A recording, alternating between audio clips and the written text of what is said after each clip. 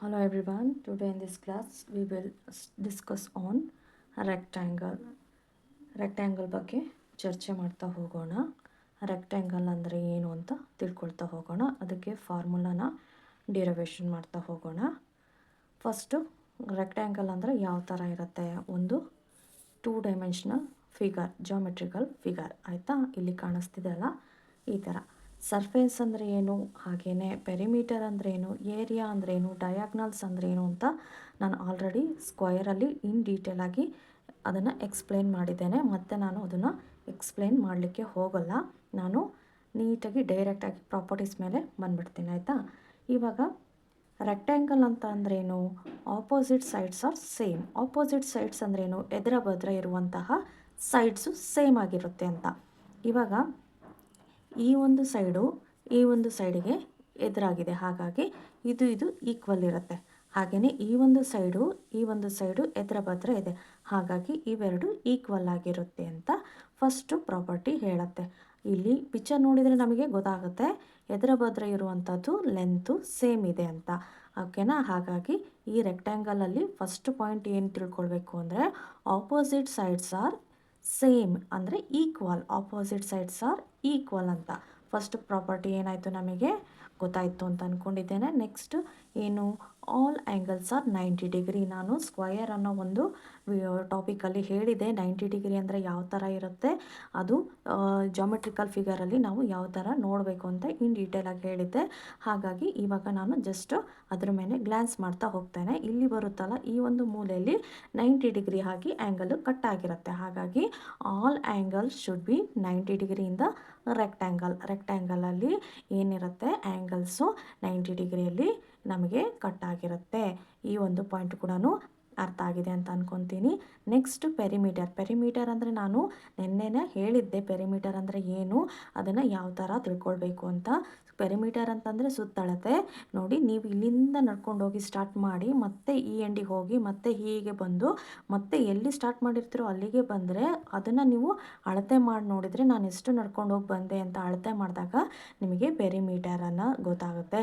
Perimeter ಅಂದರೆ ಸುತ್ತಳತೆ. ನೀವು ಕೆಂಪು ಹಾಕಿದ್ದೀನಲ್ಲ ಲೈನು, ಆ ಲೈನ್ ಮೇಲೆ ನೀವು ನಡ್ಕೊಂಡು ಹೋಗಿ ಮತ್ತೆ ಈ ಒಂದು ಪಾಯಿಂಟಿಗೆ ಬಂದು ನಿಂತ್ಕೊಂಡಾಗ ನೀವು ಎಷ್ಟು ನಡೆದ್ರಿ ಅಂತ ಕ್ಯಾಲ್ಕುಲೇಟ್ ಮಾಡ್ತೀರಲ್ಲ, that is called the perimeter. Perimeter ಅಂದರೆ ರೆಕ್ಟ್ಯಾಂಗ್ಯುಲರಲ್ಲಿ ಹೇಗೆ ನಾವು ಚೆಕ್ ಮಾಡ್ಕೋಬೇಕು ಅಂತ ನೋಡೋಣ. ನೀವು ಈಗ ನಡ್ಕೊಂಡು ಬಂದಿದ್ದ ದಾರಿ ಯಾವ ಶೇಪಲ್ಲಿದೆ, ಈಗ ರೆಕ್ಟ್ಯಾಂಗಲ್ ಶೇಪಲ್ಲಿದೆ. ಸೊ ನೀವು ರೆಕ್ಟ್ಯಾಂಗಲ್ ಫಾರ್ಮುಲಾ ಹಾಕಿ ನೋಡಿದರೆ ತುಂಬ ಈಸಿಯಾಗಿ ಕಂಡುಹಿಡಿಬೋದು.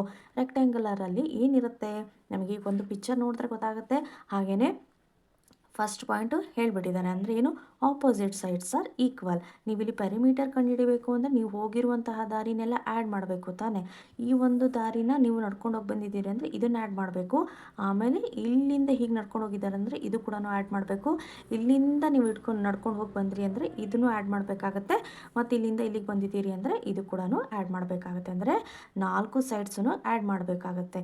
ಇಲ್ಲಿ ನೋಡಿ, ಇದನ್ನು ನಾನು ಎಲ್ ಅಂತ ತೊಗೊಂಡಿದ್ದೀನಿ, ಇದನ್ನು ನಾನು ಬಿ ಅಂತ ತೊಗೊತೀನಿ. ಹಾಗೆಯೇ ಇದು ಕೂಡ ಎಲ್ ಅಂತ ತೊಗೊತೀನಿ. ಯಾಕೆ ಅಂದರೆ ಇದು ಎಲ್ ತೊಗೊಂಡಾಗ ಇಲ್ಲಿ ಕೂಡ ನಾವು ಎಲ್ ಅಂತ ತೊಗೊಳ್ಬೇಕಾಗತ್ತೆ. ಇಲ್ಲಿ ಬಿ ಅಂತ ಇದ್ದಾಗ ಇಲ್ಲಿ ಕೂಡ ಬಿ ಅಂತ ತೊಗೊಳ್ಬೇಕಾಗತ್ತೆ. ಯಾಕೆ ಅಂತಂದರೆ ರೆಕ್ಟ್ಯಾಂಗ್ಯುಲರ್ ಶೇಪಲ್ಲಿ ಆಪೋಸಿಟ್ ಸೈಡ್ಸು ಈಕ್ವಲ್ಲು ಸೇಮ್ ಇರುತ್ತೆ. ಹಾಗಾಗಿ ಇಲ್ಲಿ ಎಲ್ ತೊಗೊಂಡಾಗ ಇಲ್ಲಿ ಕೂಡ ಎಲ್ ತೊಗೊಳ್ಬೇಕಾಗತ್ತೆ, ಇಲ್ಲಿ ಬಿ ತೊಗೊಂಡಾಗ ಇಲ್ಲಿ ಕೂಡ ಬಿ ತೊಗೊಳ್ಬೇಕಾಗತ್ತೆ. ಆವಾಗ ಎಲ್ಲದನ್ನು ಆ್ಯಡ್ ಮಾಡಬೇಕಲ್ಲ, L plus B, L plus B plus L plus B ಬಂತಾ. ನೆಕ್ಸ್ಟ್ ಏನು ಮಾಡಬೇಕು, 2 ಎಲ್ ಇದೆ ಹಾಗಾಗಿ 2L ಅಂತ ಬರ್ಕೊತೀನಿ. ಹಾಗೆಯೇ ಮತ್ತು 2B ಇದೆ ಹಾಗಾಗಿ 2B ಅಂತ ಬರ್ಕೊತೀನಿ. ಇದರಲ್ಲಿ ಏನು ಕಾಮನ್ ಇದೆ, 2 ಕಾಮನ್ ಇದೆ, ಹಾಗಾಗಿ 2 ಕಾಮನ್ ತಗೊಂಡು L plus B. Perimeter formula ಬಂತಲ್ವಾ, ಪೆರಿಮೀಟರ್ ಫಾರ್ಮುಲಾ ಏನು, 2 ಇಂಟು ಎಲ್ ಪ್ಲಸ್ ಬಿ ಆಗುತ್ತೆ. ಪೆರಿಮೀಟರ್ ಫಾರ್ಮುಲಾ ಏನು, 2 ಇಂಟು ಎಲ್ ಪ್ಲಸ್ ಬಿ. ಯಾಕೆ 2 ಬರುತ್ತೆ ಅಂತಂದರೆ ನಮಗೆ ಇಲ್ಲಿ 2 ಕಾಮನ್ ಇದೆ, ಹಾಗಾಗಿ 2 ಈಕ್ವಲ್ ಇರೋದ್ರಿಂದ 2 ಅನ್ನೋದನ್ನು ನಾವು ಕಾಮನ್ ಆಗಿ ತಗೊಂಡ್ಬಿಟ್ಟು ಎಲ್ ಪ್ಲಸ್ ಬಿ ಅಂತ ಮಾಡ್ಕೊತೀವಿ. ಇಲ್ಲಿ ತನಕ ನಿಮಗೆ ಪೆರಿಮೀಟರ್ ಫಾರ್ಮುಲಾ ಬಂತಲ್ವಾ, ಅದು ಅರ್ಥ ಆಗಿದೆ ಅಂತ ಅಂದ್ಕೊತೀನಿ. ನೆಕ್ಸ್ಟ್ ಏರಿಯಾ ಅಂತಂದರೆ ನಿಮಗೆ ಆಲ್ರೆಡಿ ಗೊತ್ತಿರಬಹುದು, ನಾನು ಸ್ಕ್ವಯರ್ ಚಾಪ್ಟರಲ್ಲಿ ಇನ್ ಡೀಟೇಲಾಗಿ ಹೇಳಿದ್ದೇನೆ. ಏರಿಯಾ ಅನ್ನೋದನ್ನು ಯಾವ ಥರ ಈಸಿಯಾಗಿ ನಾವು ತೊಗೊಳ್ಬೋದು, ಒಂದು ಕನ್ಸಿಡರೇಷನ್ ಮಾಡ್ಕೊಳ್ಬೋದು ಅಂತ. ಈ ಒಂದು ಏರಿಯಾ ಅಂತಂದರೆ ಈ ಒಂದು ಪೇಪರು ಎಷ್ಟು ಜಾಗ ತಿಂದಿದೆ ಅಂತ ನಾವು ನೋಡಬೇಕಾಗತ್ತೆ. ಸರ್ಫೇಸು ಕೂಡ ಇಂಪಾರ್ಟೆಂಟು. ಇನ್ನೊಂದು ಸಾರಿ ಹೇಳ್ತೀನಿ, ಸರ್ಫೇಸ್ ಅಂತಂದರೆ ಇವಾಗ ಈ ಒಂದು ಡೆಸ್ಕಿಗೆ ಈ ಒಂದು ಪೇಪರು ಎಷ್ಟು ಜಾಗ ತಿಂದಿದೆ ಅಂತ ಹೆಂಗೆ ಗೊತ್ತಾಗುತ್ತೆ? ಈ ಒಂದು ಶೀಟು ನೀಲಿ ಕಲರ್ ಇದೆ ಅಲ್ವಾ, ನೀಲಿ ಕಲರ್ ಪೇಂಟನ್ನು ನಾವು ಬಳದಿದ್ದೀನಿ, ಆ ಒಂದು ಏರಿಯಾ ಒಂದು ಎಷ್ಟು ನೀಲಿ ಕಲರ್ ಪೇಂಟ್ ಬಳದಿದ್ದೀನೋ ಅಷ್ಟು ಜಾಗ ತಿಂದಿದೆ ಅಂತ ಅರ್ಥ. ಹಾಗಾಗಿ ಅದನ್ನು ನಾವು ಕ್ಯಾಲ್ಕುಲೇಟ್ ಮಾಡಬೇಕು.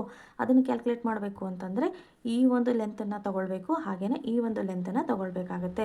ಇವೆರಡು ಲೆಂತನ್ನು ತೊಗೊಂಡಾಗ ನಾವು ಎಷ್ಟು ಜಾಗ ತಿಂದಿದೆ ಅಂತಂದು ನಾವು ಈಸಿಯಾಗಿ ಕ್ಯಾಲ್ಕುಲೇಟು ಮಾಡ್ಬೋದು. ಅರ್ಥ ಆಯ್ತಾ? ಹಾಗಾಗಿ ಏರಿಯಾ ಅಂತಂದರೆ ಲೆಂತ್ ಮತ್ತು breadth important. Area is equal to length into breadth. ಇದನ್ನು ನಾನು ಇನ್ ಡೀಟೇಲಾಗಿ ಸ್ಕ್ವೇರ್ ಚಾಪ್ಟರಲ್ಲಿ ಹೇಳಿದ್ದೇನೆ. ಹಾಗಾಗಿ ಡೈರೆಕ್ಟ್ ಹೇಳ್ತಾ ಇದ್ದೇನೆ ಇಲ್ಲಿ, area is equal to length into breadth. ಹಾಗೆ ನೆಕ್ಸ್ಟು ಡಯಾಗ್ನಲಿಗೆ ಹೋಗೋಣ. ಜಾಮೆಟ್ರಿಕಲ್ ಶೇಪು ರೆಕ್ಟ್ಯಾಂಗಲಲ್ಲಿ ನಮಗೆ 2 ಡಯಾಗ್ನಲ್ಸ್ ಸಿಗುತ್ತೆ. ಅದು ರೈಟ್ ಆ್ಯಂಗಲ್ ಟ್ರಯಾಂಗಲ್ ಆಗಿ ಈ ಒಂದು ರೆಕ್ಟ್ಯಾಂಗ್ಯುಲರ್ನ ಕಟ್ ಮಾಡುತ್ತೆ. ನಾನು ಇದನ್ನು ಕೂಡ ಇನ್ ಡೀಟೇಲಾಗಿ ಸ್ಕ್ವೇರ್ ಚಾಪ್ಟರಲ್ಲಿ ಹೇಳಿದ್ದೇನೆ. ಇಲ್ಲಿ ಕೂಡ ಏನು ಮಾಡುತ್ತೆ, ಈ ಒಂದು ಡಯಾಗ್ನಲ್ಲು ರೆಕ್ಟ್ಯಾಂಗಲ್ ಶೇಪಲ್ಲಿ ಕಟ್ ಮಾಡುತ್ತೆ.